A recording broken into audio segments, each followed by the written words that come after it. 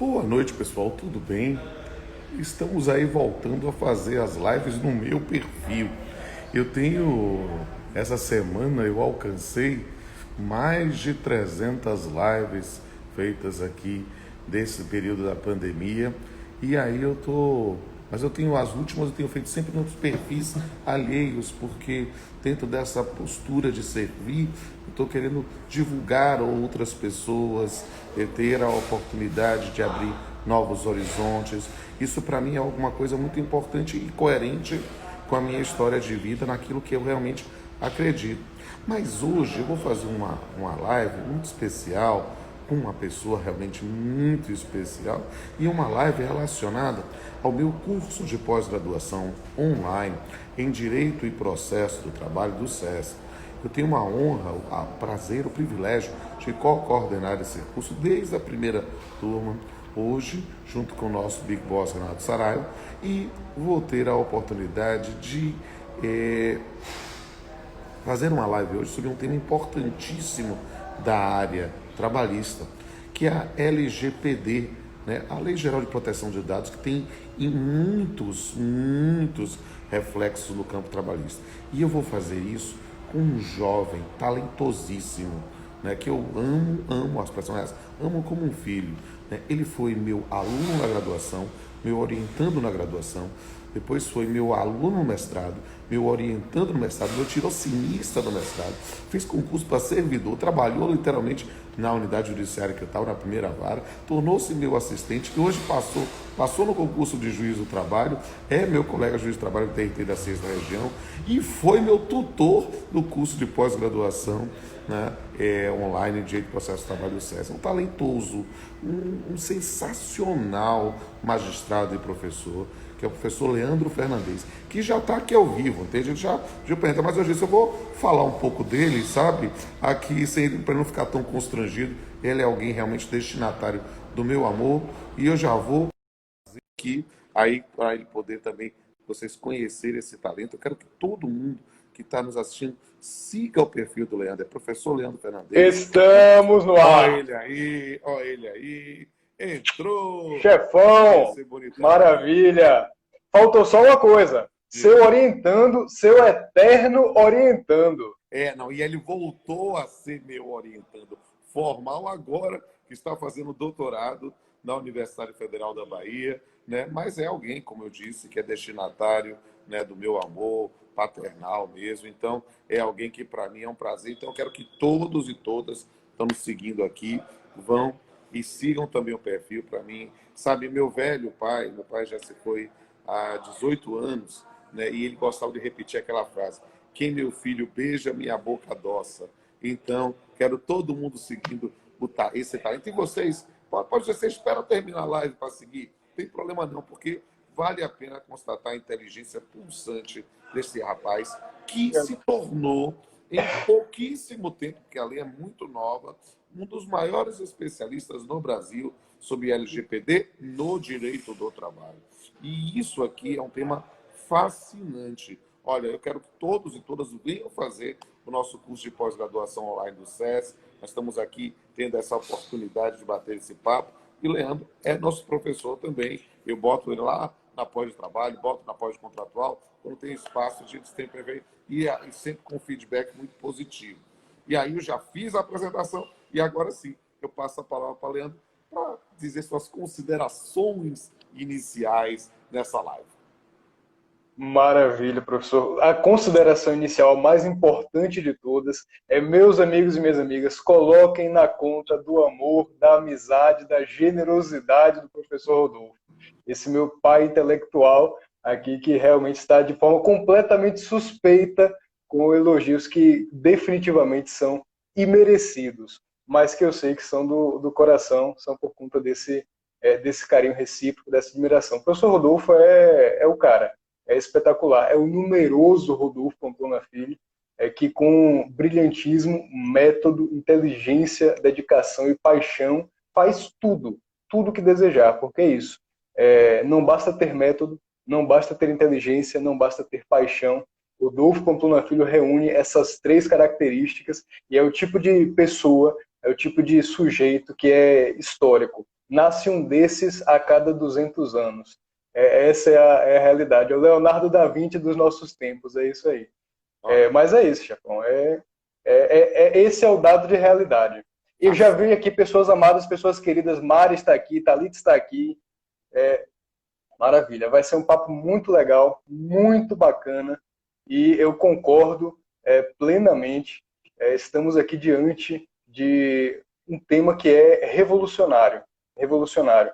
Eu tenho dito há algum tempo que, do ponto de vista prático, concreto, de repercussão na vida das pessoas e das empresas, a LGPD tem um impacto, um reflexo superior, inclusive, ao CPC de 2015 e à reforma trabalhista de 2017. Eu sei que parece um exagero, eu tenho consciência de que parece um exagero, mas não é. Vamos aqui conversando, trocando ideias, construindo, e vamos ver que realmente esses impactos são impressionantes. E foi um fenômeno que não aconteceu só no Brasil, é um fenômeno mundial. Mas vamos lá. Eu quero já contextualizar. E lembrando a todos e todas que eu quero muito que vocês entrem aí no site do SES, porque nós temos aí a possibilidade de um sorteio, de uma bolsa integral. Opa! Pós-graduação. Eu quero! Quem sabe vocês possam também ser nossos alunos. E aí eu quero que todo mundo acompanhe para que a gente possa obter isso. Aí vocês vão ver lá no site do SES, mas tem que assistir aqui a live, vai ter alguma coisa relacionada aqui à live. E, meus amigos, vamos bater um papo finalmente, já fizemos a nossa introdução. Peço a todos e todas que cliquem nos coraçõezinhos, que eu aprendi que isso muda o algoritmo e dá mais visibilidade. E quem puder... Entreguem nos seus corações. Encaminhe também essa live para os seus queridos. É só clicar essa pipazinha, esse aviãozinho de papel aqui. Você clica e aí todo mundo vai ter a oportunidade de acompanhar ao vivo aqui a nossa live. E vamos lá. Léo, eu quero ouvir. Você realmente, eu digo isso, eu tenho acompanhado os cards, as postagens, as reflexões, até mesmo lá no Projeto Trabalho e Debate, né? Relacionamos com dois temas que estão na nossa predileção, a prescrição, porque Léo não é somente meu pupilo, Léo é meu coautor. Nós lançamos para minha alegria, para minha honra, sobre prescrição trabalhista e aguardem. Eu já vou dar Vem novidade aí. Está saindo esse ano o nosso livro sobre trabalho intermitente. Olha, nas melhores livrarias virtuais, você vai achar, sem sombra de dúvida. E, gente, vamos bater um papo aqui. E aqui sem falsa modéstia, apenas esse registro, abordando temas e questões teóricas e práticas que normalmente não são enfrentadas e que merecem a nossa reflexão. Maravilha.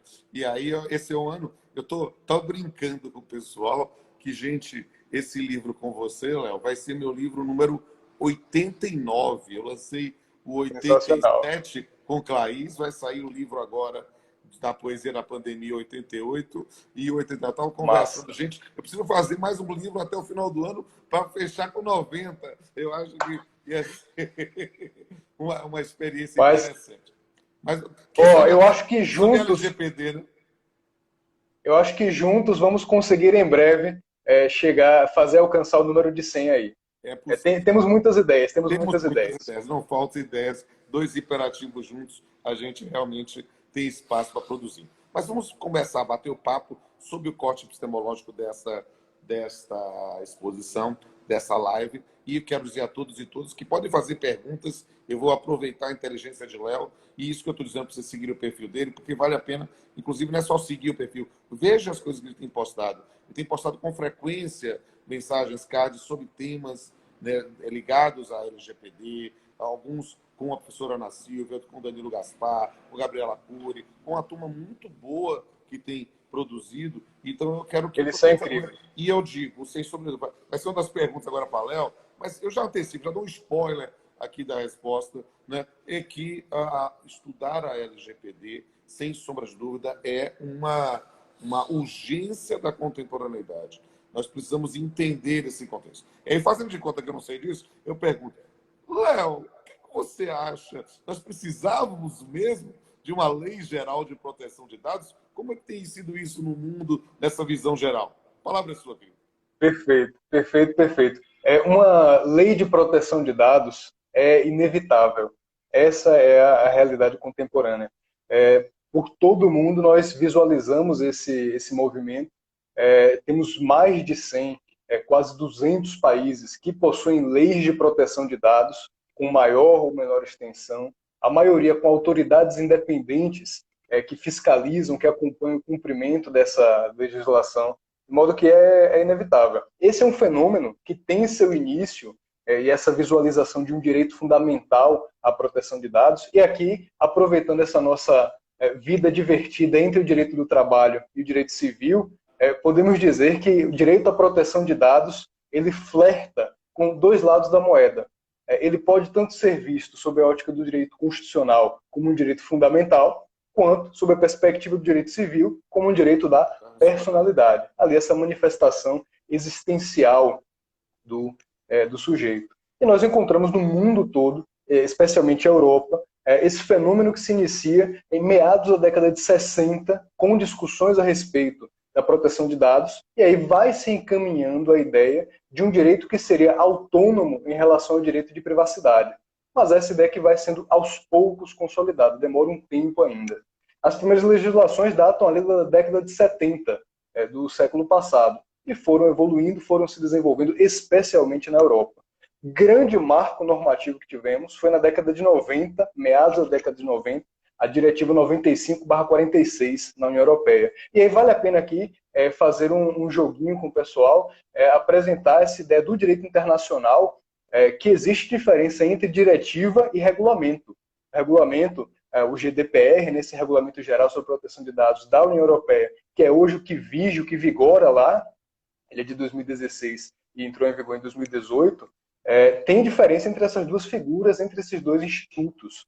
A diretiva é uma norma, ela tem caráter normativo, mas ela vincula em relação à finalidade, de modo que é necessário que os países membros adotem os mecanismos de implementação, de densificação, de detalhamento da legislação. De modo que às vezes a gente ouve assim, a diretiva não é vinculante. Não, está equivocado. A diretiva é vinculante, está prevista no Tratado de Funcionamento da União Europeia. E o regulamento, aí sim, ele vincula não só em relação à finalidade, mas ele também densifica. Seus dispositivos são diretamente, completamente aplicáveis nos países integrantes da União Europeia. E foi esse movimento que gerou essa necessidade inevitável de uma lei de proteção de dados diante de violações que nós conhecemos bem, a privacidade, a proteção de dados das pessoas. Né? Esse tipo de situação acabou gerando a necessidade de criação dessas legislações. Mas eu vi que o senhor quer falar aí, abra aí seu coração. Não, e isso aqui é interessantíssimo. Quando a gente abre o contexto histórico, note que as primeiras preocupações sobre isso remontam à década de 70, né? Quando nós ainda estamos engatinhando com a internet. Né? Nos anos 90, perfeito. a gente vê literalmente o acesso à informação explodindo no mundo para uma nova geração de nativos de um mundo digital, para que eu, um coroa, né, que migrou do mundo analógico para o mundo digital, se depara com essa nova geração que nasceu já sabendo mexer num celular, nasceu, eu fico brincando dizendo que aquela galinha pintadinha deve ter algum elemento alucinógeno, porque as crianças... Eu não tenho dúvida disso. Aprendem a olhar e no iPad, eles começam a mexer pequenininho e a primeira vez que alguém da minha idade tocou num celular touchscreen, se mordeu todo, eles parecem que já sabem fazer. E note impressionante. que neste século, com a popularização do acesso, notadamente esses meios telemáticos com a internet, né, com a disseminação, de repente a gente começa... E o fenômeno das plataformas digitais, né, para quem é da época do Orkut, né, a gente vê a explosão do Facebook, do Instagram, do Twitter, e de todas, para todos os interesses, até o Tinder entra nesse ponto, né, é preciso explicar que a gente começa a disponibilizar os nossos dados, e para quem viu, esse é um hit do momento, né? O Privacidade Hackeada, o Dilema das Redes. Exatamente. Né? Quando nós deixamos de ser clientes para ser o produto. E isso, né, acessos em que a gente, olha, eu não preciso pagar nada, eu não preciso escrever nada para fazer isso. Não, aqui você tem que fazer Aí tem coisa. Aí tem coisa. E esse aí tem coisa é que mostra a premência, a urgência dessa disciplina jurídica, não somente no Brasil, mas no mundo. E isso é um fenômeno que a gente precisa sempre contextualizar quando aprofunda o tema. Mas eu quero falar um pouco ainda sobre a LGPD, pensando no direito positivo brasileiro, porque ela tem dois conceitos muito importantes. É claro que eu quero saber disso pensando no direito do trabalho. Faço logo duas perguntas chave para lhe deixar falando mais tempo. Né? Eu queria que você falasse um pouco, uma visão introdutória, sobre a importância da LGPD para as relações de trabalho, o nosso tema e o nosso curso de pós-graduação, mas também Perfeito. já aproveitando dois conceitos importantes trazidos pela LGPD, a dos dados pessoais e dos dados sensíveis. Né? Eu queria que você já trouxesse isso, porque para tantas pessoas legais, eu estou vendo aqui várias pessoas queridas participando, e a gente só, agora nessa nova Massa. modalidade do Instagram, né, a gente não tem mais uma informação precisa de quantas pessoas. Aí fica aí, parecendo 30, 40, mas já tem 200, 300, a gente só vê no final, depois eu vou fazer o print screen e mandar para você. Mas eu queria que você Massa. esclarecesse isso, porque é muita gente boa aqui que eu sei que tem interesse em aprender. Perfeito, perfeito. E aí, se me permite só dar um passo atrás, eu visualizei aqui uma pergunta muito bacana, muito interessante, um comentário, na verdade, dizendo que o STF reconheceu a proteção de dados como um direito fundamental. E é verdade, isso aconteceu recentemente e é uma mudança importante de diretriz jurisprudencial, uma mudança muito importante. É porque o Supremo tem decisão muito conhecida de relatoria do ministro Sepúlveda Pertence, em que não havia o reconhecimento de uma proteção especial aos dados pessoais. De modo que aqui houve realmente uma virada na jurisprudência. E é interessante, é particularmente curioso, porque esse reconhecimento aconteceu antes da vigência da LGPD. O que nos mostra o seguinte: esse é um direito fundamental extraível diretamente da Constituição. Ele não foi um direito que foi inserido, agregado pela atuação do legislador infraconstitucional. Ele Isso já reforça existia. muitas vezes aquela compreensão de direitos inatos, né? De direitos decorrentes de aspectos, não no justamente divino, mas sim de uma ideia de valores anteriores à sua própria positivação. Perfeito. Perfeito, perfeito, perfeito. E é essa perspectiva que é importante para que possamos abordar diversas questões, porque proteção de dados não se esgota na LGPD. O legislador tem certa margem de conformação para detalhar o direito fundamental, mas ele vai além disso, ele dá para extrapolar. Então é um aspecto bem interessante. E aí, para dar uma ideia aqui, também uma pergunta na mesma linha daquela que o senhor formulou, e qual a importância para o direito do trabalho, me permitam alguns exemplos, algumas situações aqui que a gente já observou no direito estrangeiro. Na Itália, houve um caso muito curioso. Todos os casos aqui são administrativos, julgados, analisados pelas autoridades de proteção de dados estrangeiras. Houve um caso interessantíssimo na Itália, em que uma empresa extinguiu o contrato com um determinado empregado, mas manteve a conta de e-mail corporativo individual desse trabalhador e vinculou essa conta à conta de outro empregado, de modo que ele recebia o e-mail era direcionado para aquele sujeito que não estava mais nos quadros da empresa, e esse e-mail era, então, imediatamente enviado para aquela outra pessoa. Isso perdurou durante algum tempo, e essa outra pessoa teve acesso a mais de 200 e-mails que seriam direcionados, destinados àquele sujeito que não estava mais na empresa. Essa empresa foi multada, e aqui a Autoridade de Proteção de Dados da Itália considerou que houve uma violação exagerada, excessiva, grave em relação à proteção de dados pessoais e a expectativa de confidencialidade que os demais, que os terceiros tinham em relação àquelas mensagens. Então esse é um aspecto importante. Houve uma condenação na Aqui é Espanha, interessante. no caso... Deixa eu Sim, ponderar sim, um pouco diga. sobre isso para ele fazer. Claro, claro. Olha só, porque olha como nós vamos ter que fazer adaptações com a LGPD. E isso pensando, trazendo para o Brasil. Porque o cara tinha lá, eu, professor de direito civil, pensando lá, em relação de emprego, mas numa representação comercial autônoma e aí o indivíduo que recebia determinados valores, a gente anuncia as Perfeito. pessoas. Só que hoje o indivíduo trabalha, às vezes, com comunicação virtual. Deixou de ser representante. E aí esse meio disponibilizado para ele era, e note como o TST tem jurisprudência de imaginar como o e-mail como uma ferramenta de trabalho, né? E aí que o empregador pode monitorá-lo.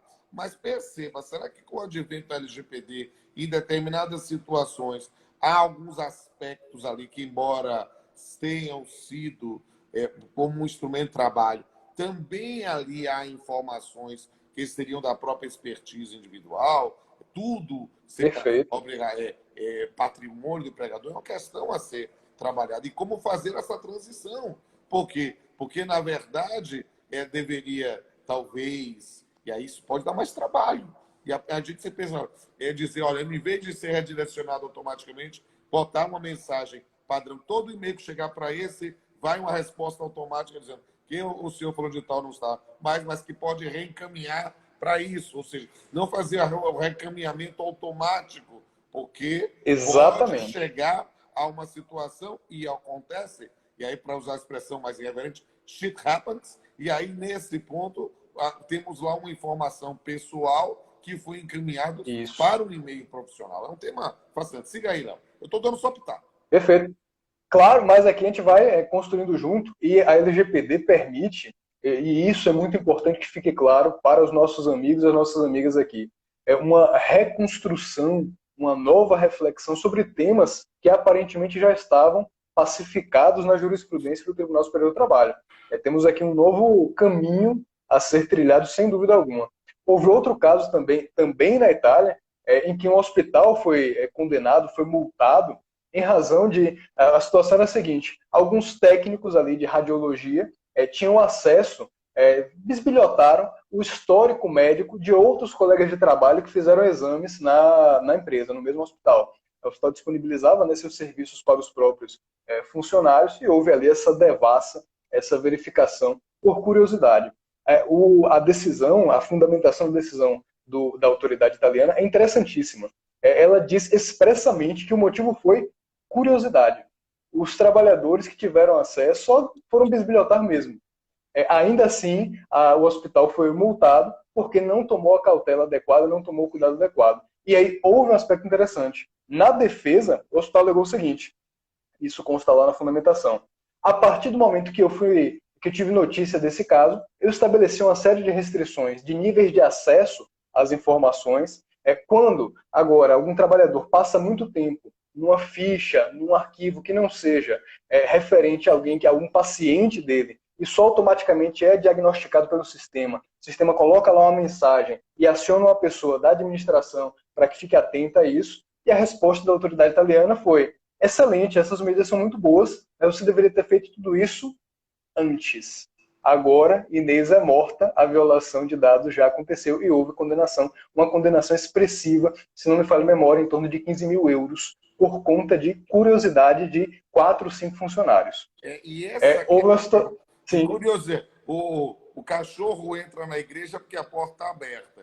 E a curiosidade matou o gato. A gente precisa, muitas vezes, controlar, nesse ponto, nossos impulsos ou nossos instintos mais básicos, né, para aprender a lidar com isso. Ter um agente controlador dessas informações, o que é importantíssimo para efeito de aferição da responsabilidade, não é mesmo? E a LGPD cuida de alguma coisa nesse sentido. Você quer explicar para o pessoal? Vamos trabalhar sim, com todos esses aspectos, e esses pontos aqui também são objeto de abordagem lá na pós-graduação, que é verificar a importância de estabelecer níveis de acesso a dados pessoais. Não há sentido que qualquer trabalhador no corpo funcional possa ter acesso a qualquer dado que esteja na empresa, a qualquer dado pessoal. Não há sentido nisso. Basta aqui apelar para um pensamento financeiro que talvez sensibilize algumas pessoas, que é o seguinte: o corpo de funcionários, de maneira geral, não tem acesso a informações específicas sobre movimentação financeira da empresa, a lucro da empresa, a mesma proteção que se dá a esse tipo de dado também tem que ser conferida aos dados pessoais. Níveis de acesso. As pessoas só podem ter acesso a determinados dados que façam sentido no contexto das funções daquele indivíduo. Do contrário, é a porta aberta para a devassa, como o senhor colocou. E a gente não pode contar com o domínio próprio como ferramenta para impedir violações à proteção de dados pessoais. Há essa necessidade. Num autor que você aprofundou comigo, eu já tinha lido antes, mas aprofundou comigo, Descartes, né, no discurso do método, diz que não há sentimento mais abundante na raça humana do que o bom senso. Todo mundo acha que tem bom senso. O problema é que o bom senso de um não é igual o bom senso alheio. Então não fique achando que todo mundo vai ter bom senso na hora de controle. É preciso haver controle, porque pode-se gerar violações aos dados pessoais. E aí é importante... Você quer falar mais alguma coisa sobre outros casos da jurisprudência italiana? Ou já vamos para os dados pessoais? Tem outros países também, alguns temas interessantes, mas a gente pode, ao longo da live, a gente pode... Depois a gente volta para isso. Talvez para contextualizar o pessoal sobre a importância e sobre como isso afeta o cotidiano das empresas. Sim. Então, eu vou dizer aqui bem rapidinho, é um resumo breve. Tá. Houve uma situação na Espanha, existe a Agência Espanhola de Proteção de Dados Pessoais, em que se verificou que um funcionário recebeu por equívoco o contra-cheque por e-mail de outro colega. E essa empresa foi multada por conta disso.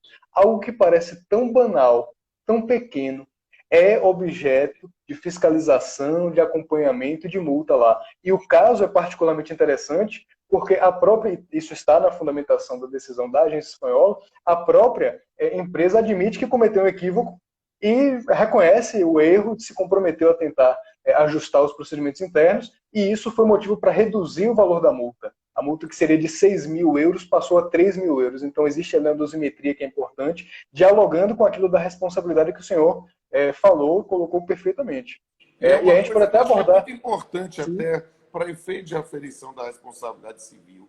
Sabe, eu falo isso em geral, aí falando como professor de direito civil, a gente fala tanto da importância da boa-fé, né, no sistema codificado, no sistema jurídico em geral, mas a gente não valoriza quando a gente vê efetivamente políticas empresariais de combate a esses abusos ou de tentar reprimir internamente. E a gente precisa prestigiar isso como magistrado mesmo. Com certeza. Dizer que em certa civil pública, este é um elemento que não retiraria uma condenação, mas sim poderia amenizar a indenização.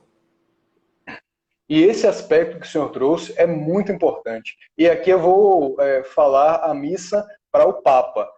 Boa-fé é um tema que é essencial, o senhor domina, obviamente, muito mais do que eu, e vale a pena observar com muito carinho a figura da boa-fé na LGPD, porque a LGPD menciona 3 vezes boa-fé, e é interessante e importante que a gente compreenda que no direito, boa-fé é termo polissêmico. Ela opera no plano linguístico, no plano textual, como cláusula geral, né, com antecedente aberto e consequente que é preenchido também pelo juiz. Ela opera também no campo fático, na ideia de ignorância, de desconhecimento de irregularidade, aqui é boa-fé subjetiva, e ela opera no plano deontológico, a ideia de norma-princípio, boa-fé objetiva. Exato. E como o senhor fala sempre, e perfeitamente, é um pleonasmo evidente falar em princípio da boa-fé objetiva. Não, é princípio da boa-fé. Por um motivo simples. Ou boa-fé objetiva. Exato, ou boa-fé objetiva. Se a boa-fé objetiva é norma-princípio, não faz sentido que se fale. É uma tautologia, ou se me permite o gracejo, é um pleonasmo de reforço, para ser bem tautológico aqui. É a tautologia. E os 3 sentidos de boa-fé podem ser encontrados na LGPD. Isso que é importante verificar. Tanto como cláusula geral, compreendendo a natureza e a eticidade de condutas e valorando e preenchendo, colmatando a lacuna de compreensão dessas condutas, quanto a ideia de ignorância de vício, ela aparece lá no direito sancionatório, na parte administrativa, tem ali uma boa-fé subjetiva, e, claro, como norma de conduta que impõe essa atuação, esse comportamento probo, leal, honesto, com aquelas funções que nós conhecemos, que aqui é um consectário lógico da boa-fé objetivo. Então, essas três perspectivas, esses 3 sentidos estão previstos na LGPD, a gente precisa ter clareza em relação a isso. Mas o senhor comentou, eu acabei não falando, vou falar agora, para a gente poder seguir nossa vida aqui, o que são dados pessoais, É isso que dados não. Eu pessoais estou sensíveis. preocupado porque ó, já são 6h30. A gente tem. Hoje eu estou com Ave Maria. maratona, vou fazer 3 lives seguidas. Eu estou estreando com você Jesus aqui Cristo. e ainda quero convidar todos e todas para nos acompanharem nessa maratona. Mas estou aqui à disposição. Já trouxe minha aguinha, trouxe o carregador de celular e vamos em frente. E aí vamos agora para a dogmática da LGPD e pensando literalmente nessas circunstâncias do que muita gente vai ter que dominar para enfrentar no seu dia a dia. Vamos lá. Dados pessoais sensíveis. Perfeito. Mari falou aqui que o pleonasmo de reforço é um plus a mais. É isso mesmo. É a tautologia ao quadrado. Perfeito. Dados pessoais são todas as informações referentes a pessoas identificadas ou identificáveis. E aqui, minhas amigas e meus amigos, cuidado com o identificáveis, porque não basta atribuir um número, uma matrícula, que você vai conseguir se evadir da incidência da LGPD. Se a partir daquele número, daquela informação, eu conseguir identificar quem é a pessoa, se, portanto, ela for identificável, a LGPD vai incidir seus efeitos, ela será aplicável àquela situação. E temos também os dados pessoais sensíveis. Aqueles, e aí a LGPD se utiliza de um rol que me parece, com bastante tranquilidade, exemplificativo, para dizer que são aqueles dados referentes a questões existenciais, filiação ideológica, filiação política, filiação sindical, dados concernentes à saúde, questões relativas à vida sexual, à orientação sexual dessa pessoa, enfim, uma série de questões. Eu brinco aqui dizendo que é o eu no mundo, são as projeções existenciais do sujeito. Eu gosto mais de uma forma de visualizar dados pessoais sensíveis que a gente encontra no projeto de reforma da Lei de Proteção de Dados da Argentina, que é bem interessante. Ela fala o seguinte: dado pessoal sensível é todo aquele que permite uma discriminação arbitrária ou ilícita. E aí ela traz os exemplos, seguindo aqui a linha da nossa LGPD. Mas traz primeiro essa conceituação, essa ideia inicial, que me parece muito adequada.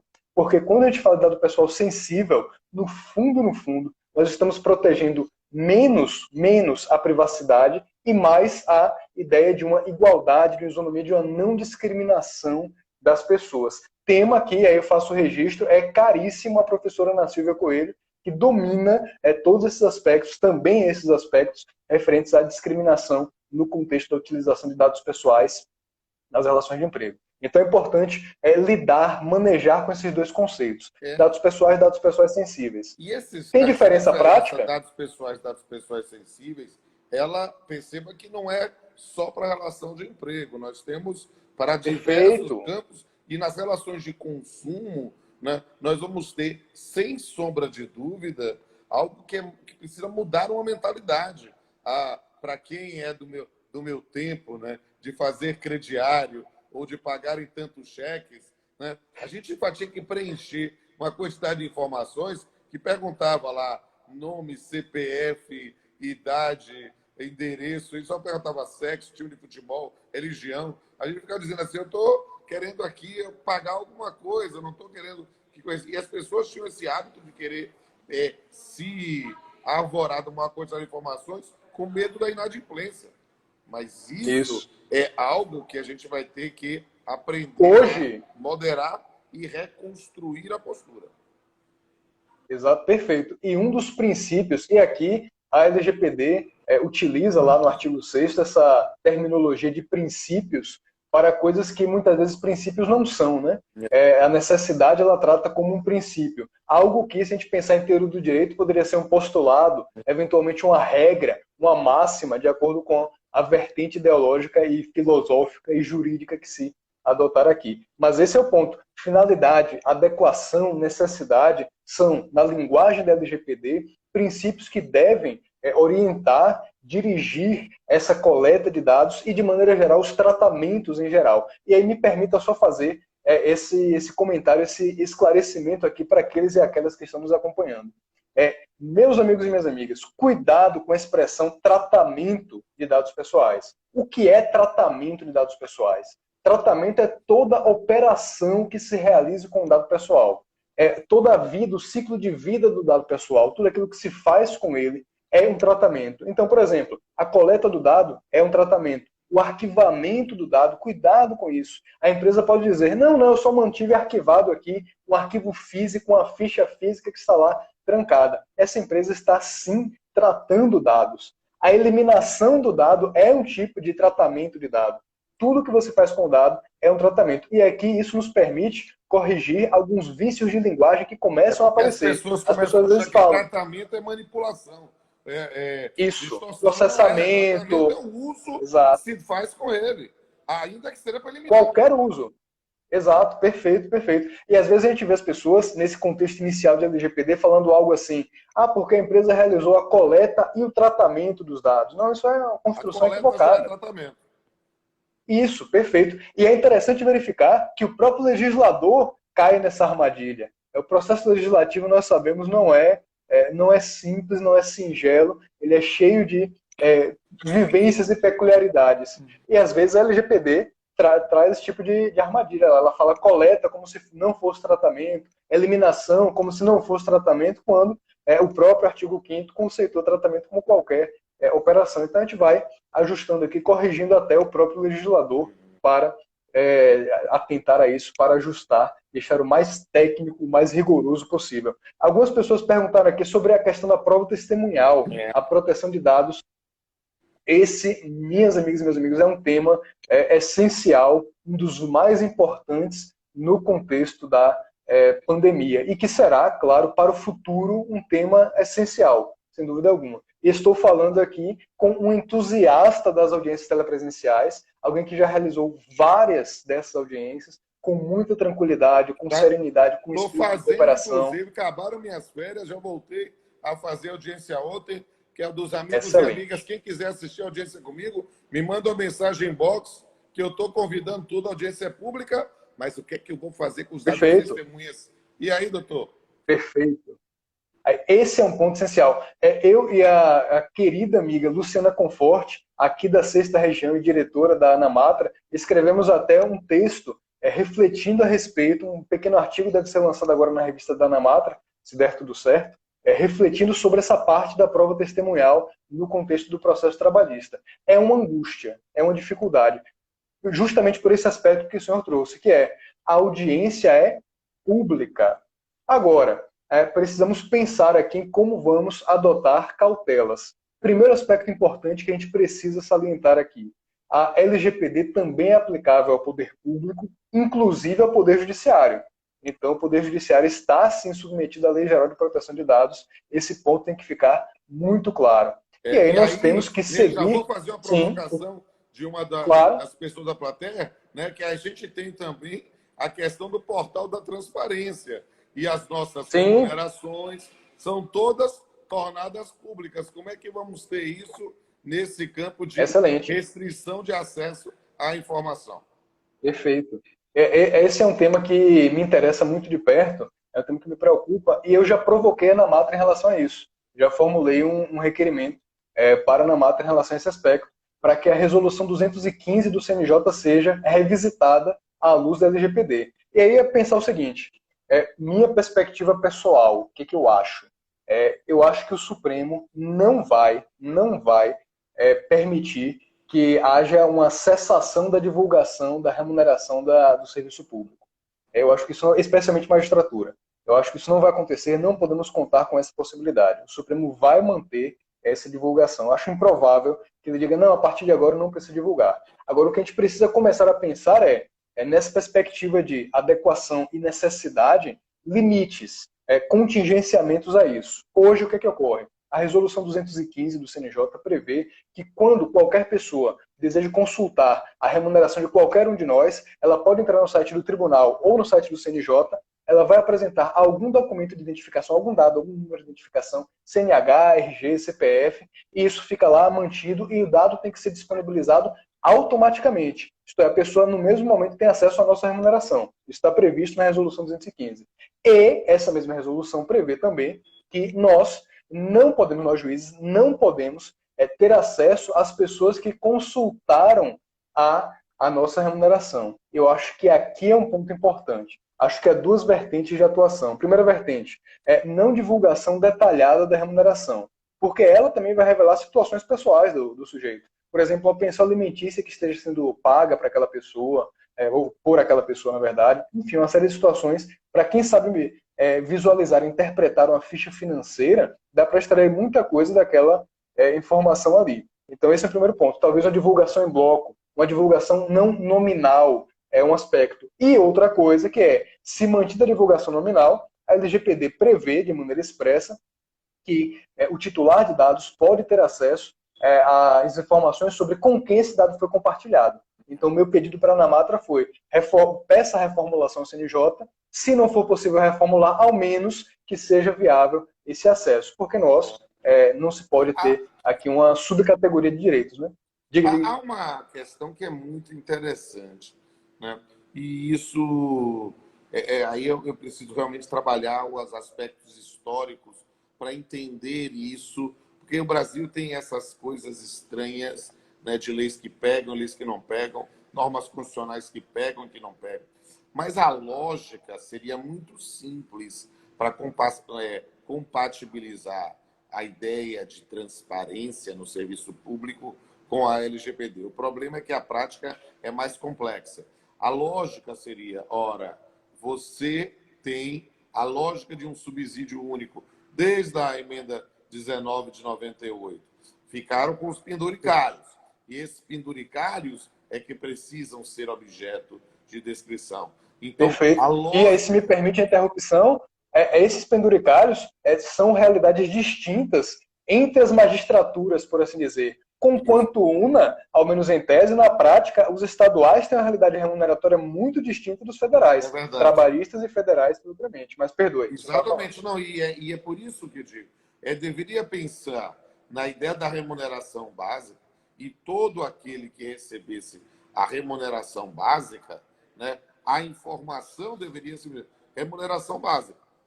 E não para pensar no quanto foi retirado por situações pessoais de pensão alimentar, de multas, de algum tipo de infração ou de algum tipo de tributo que esteja incidido na folha. Então, eu pensei, uma situação simples, imposto de renda tem isenção em certas situações de doenças, por exemplo. Exatamente. Então, se você verifica que não tem incidência ali, você já pode pensar que, poxa, talvez haja algo aqui. Tem problema cardíaco, tem aspectos de liberação depois de gênero. Então, verificar a ideia da informação do bruto, né, do bruto dessa remuneração coincidindo com os valores estabelecidos para a remuneração básica, aí o líquido ficaria restrito, porque aí são situações absolutamente pessoais e não decorrentes da própria noção do servidor público. Perfeito. Agora, quem receber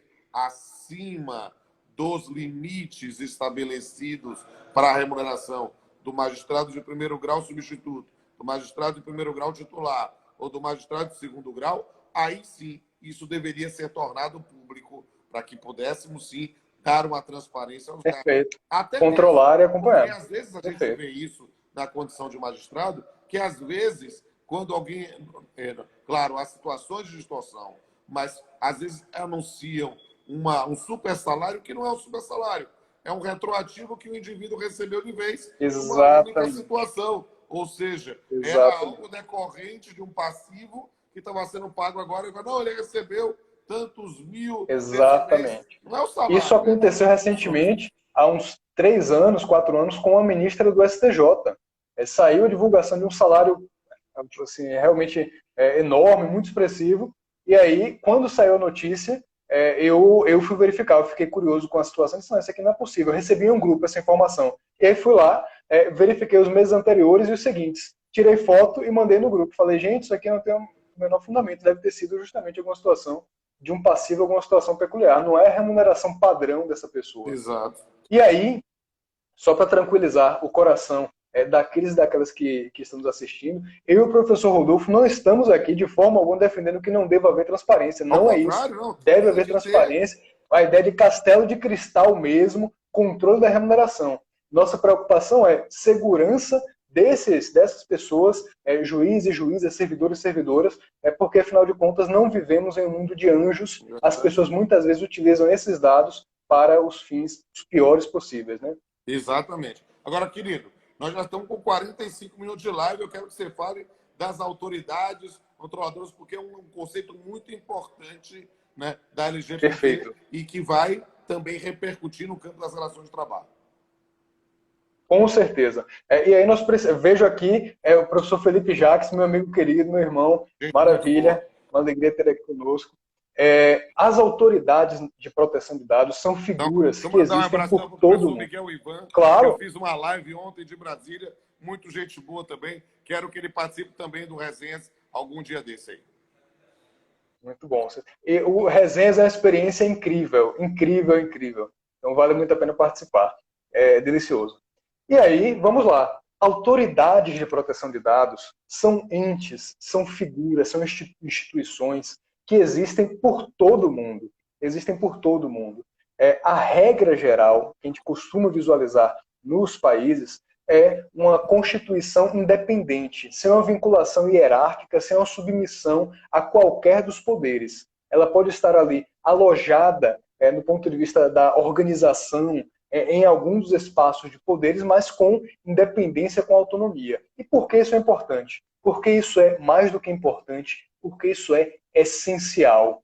Porque as leis de proteção de dados são aplicáveis, vale a pena repisar esse aspecto, tanto a particulares quanto a poder público. As pessoas jurídicas de direito público também são destinatárias da LGPD, também estão obrigadas a seguir os procedimentos e as exigências da Lei Geral de Proteção de Dados. E aí é difícil pensar numa fiscalização real, séria, honesta, que parta de uma autoridade que está submetida a alguém que vai sofrer a fiscalização. A mulher de César não pode só ser honesta, ela também tem que transmitir, aparentar, demonstrar publicamente a sua honestidade, como o senhor sempre nos lembra.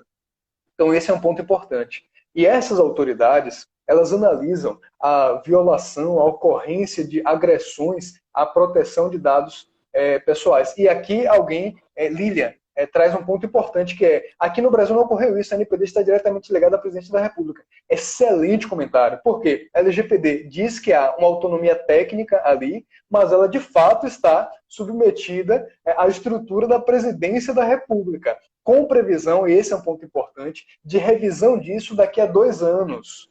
Com a ideia de que é possível que ela, então, seja transformada numa autarquia especial.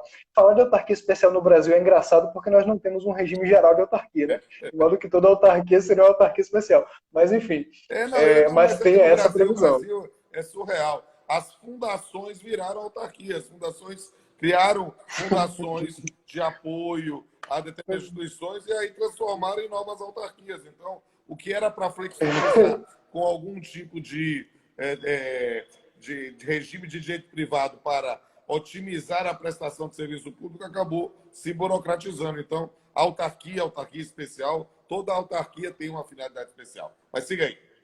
Perfeito, perfeito. É nesse fenômeno de fuga para o direito privado, né, que a gente visualiza já há algum tempo no direito administrativo. E essas autoridades vão realizar. No Brasil, ela não foi constituída ainda, ela está prevista na LGPD, mas ainda não houve nomeação do seu conselho diretor, não há essa nomeação. São 5 pessoas no conselho diretor, 5 almas apenas. 5 almas que vão decidir sobre todas e quaisquer violações de dados pessoais que sejam objeto de reclamação. Se pudesse ter um juiz do trabalho, eu indicava Leandro Fernandes, mas vamos lá. Não, jamais. Agora, o que eu acho importante é que a gente verifique no Conselho Consultivo no Conselho Nacional de Proteção de Dados, para que haja, ele é composto por 23 representantes de diversas instituições, Poder Judiciário, inclusive, para que haja esse cuidado na indicação das pessoas que vão fazer parte. Eu acho que é muito importante. Eu não teria a menor competência para absolutamente nada disso, mas precisamos realmente pensar em pessoas que estejam preocupadas com essas questões para que elas possam integrar o Conselho. São 23 desse Conselho Nacional, mas o Conselho Diretor mesmo, que vai lá e decide, que dá as determinações, são 5 almas apenas. Mas E aí a indo gente tem que para discutir. as empresas agora, Sim, para pensar na relação com a perfeito. porque só temos 10 minutos e eu tenho a live das 19. Vamos lá. Aqui mais 5 minutinhos só para a gente poder trazer esses aspectos. Então, é importante verificar isso. Por quê? A empresa, e pensando também na fiscalização da NPD, vai ter que se preocupar com todo o ciclo de vida dos dados pessoais que transitam por aquela instituição, por aquela entidade. O que é que ela precisa fazer? Primeiro, se preocupar com quais são os dados que são objeto de tratamento aqui, fazer esse inventário de dados. Identificar quais as finalidades do tratamento de cada um desses dados. Analisar qual é a base legal, isto é, qual é a hipótese que autoriza, que justifica o tratamento daquele dado pessoal. Isso você vai encontrar no artigo 7º, dados pessoais de maneira geral, e no artigo 11, dados pessoais sensíveis, para verificar, esses tratamentos que eu estou adotando são compatíveis com essa finalidade, estão abrangidos por essa base legal que eu estou utilizando aqui, qual é o ciclo de vida desses dados, como é que eles entram, quais são as outras formas de tratamento e quando é que eu tenho que eliminá-los. E por que é importante tudo isso? E por que é importante identificar qual é a base legal? No contrato de trabalho vai ser cumprimento de obrigação legal ou regulatória em relação à maior parte das questões, mas também a execução do contrato para aquilo que não estiver previsto na legislação trabalhista, também exercício de direito em processo judicial, administrativo ou arbitral, mas no nosso caso aqui, normalmente processo judicial, a empresa pode manter esses dados, pode tratar esses dados para essa finalidade também. Essas são as finalidades as bases legais mais frequentes no contexto da relação de emprego. E por que é importante que a empresa enquadre adequadamente na base legal correta? Veja, é possível que haja mais de uma base legal para tratar determinado dado, mas a empresa precisa tomar o cuidado de fazer esse enquadramento naquela que é a mais precisa. Em muitas situações, só uma base legal vai justificar. Em outras, mais de uma. Isso vai variar de acordo com a circunstância. Mas a empresa precisa ter clareza sobre qual é essa base legal. Por quê? Se ela própria não sabe qual é a base legal que autoriza aquele tratamento de dados, como é que ela vai saber por quanto tempo ela pode conservar aquele dado? Como ela vai saber quais outros tipos de tratamento ela pode desenvolver em relação àquele dado pessoal? De modo que esse é um aspecto que deve preocupar realmente as empresas e que preocupa a nós também, juiz do trabalho. Porque essas ações vão chegar ao juiz do trabalho. E os advogados precisam dominar esse tema, assim como nós juízes. Verdade. Porque vamos ter que identificar. A empresa podia fazer esse tratamento? Qual era a base legal que autorizava esse tratamento específico aqui? A empresa realizou tratamento na modalidade arquivamento durante tempo inadequado?